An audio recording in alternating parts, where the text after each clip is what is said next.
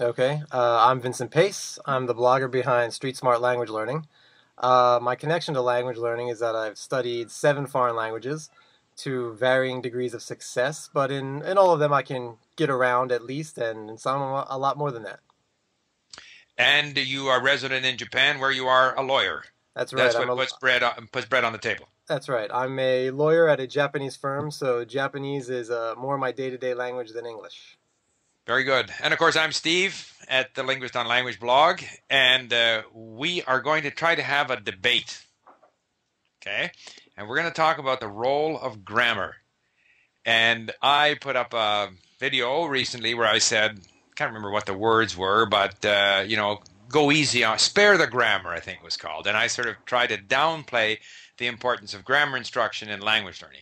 So I'm going to give you first crack, or you can ask me to give your call. Either I go first, then you can attack me, but whoever goes first, we'll be attacking each other all night, so it doesn't really matter. Do you want to start, or do you want me to start? Happy to start. Okay, go. My basic position on grammar is that I think you should attack it up front, and you should put some time focusing only on grammar.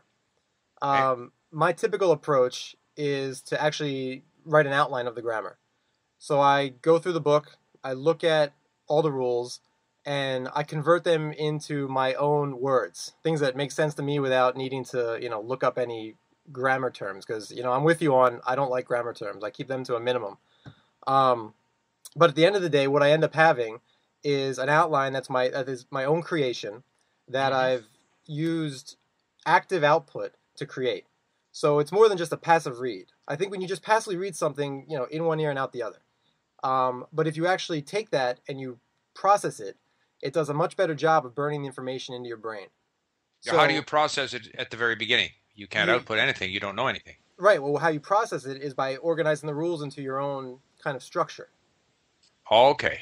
So you take what's in the book, and it says 20 different weird language terms, and you either Google that and figure it out, or you look at the stuff that's in the book and you figure it out, and then you write the rule in your own terms. And any grammar rule is going to be if A then B. You just got to put A and B in the sentence. Okay. So you get all your if A then B sentences lined up, and you've got this outline. How much time do I typically spend on an outline? If I'm going full on at a language, I can probably get through one of those in a couple weeks at most. And I'm not only outlining, but I'll be spending a good chunk of my time outlining.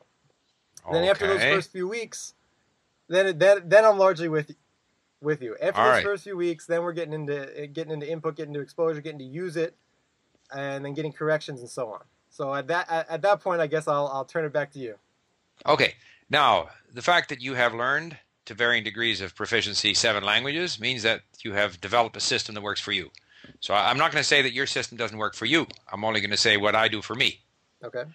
I don't have the patience to do what you just described. Okay. I find, and I studied Russian. I started Russian 3.5, 4 years ago, deliberately because Russian is such a grammar-heavy language. The method of learning that I had developed earlier, especially for Chinese, was to just identify patterns in the language and get used to the patterns. So we're dealing with phrases or forms of patterns of phrases. No explanation. Every time I see a grammar explanation, I turn the page. I just have this visceral reaction.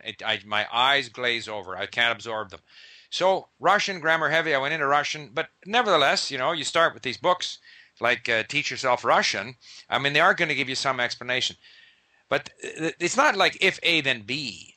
Typically, it's if A then B, except when B is an animate or inanimate, in which case C, except for the following prepositions, in which case revert back to A. Okay?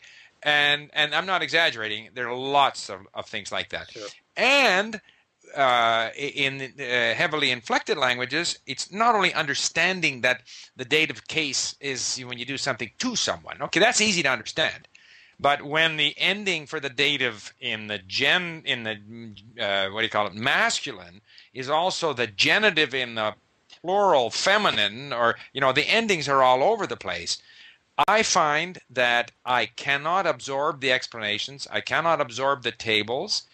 I am impatient to hear the language, and I find that after a significant period of exposure, then I read these rules and I say, oh yeah, and then they start to refer to something that I'm familiar with. So I tend to go, input first, and then every so often touch the grammar lightly. See, That's my approach. the issue I have with that is I feel that that's slow. Let's Okay. say you need X exposures to something before you know it, and they have to be meaningful exposures. Your first several exposures will not be meaningful because you may not get it. You may not know what's going on there. Whereas if you've already got the rule in your head, right from the outset, those exposures will be meaningful. So let's say you need 10 meaningful exposures. You might need 10 additional just to figure out what's going on, and then you get your 10 meaningful exposures to get it lodged into your brain. Whereas the way I'm doing it, I've got that in the rule right there. And if I don't get it when I see it, I look back to the rule so that it's in my head. So each exposure is going to be meaningful rather than needing to puzzle through it a number of times and take that extra time to do it. So Mhm. I think the one criticism I would have of your method is that it takes longer. Right. Now, I, of course, don't believe it takes longer. My experience has been that I read the rule and I read the rule and I just don't understand it. And what's more, I can't remember it. On the other hand, if you tell me that in Russian they say "Как вас зовут?"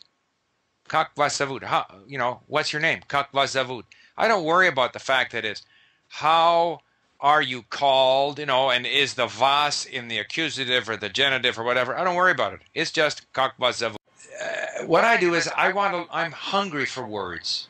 I'm hungry to get familiar with the sounds of the language. And I find that I'm able to, because don't forget, my initial motivation is just to understand, not speak. And I'm able to understand without knowing the intricacies of the grammar. It's just naturally I start to figure it out. And I find that more interesting. I try to read the rule.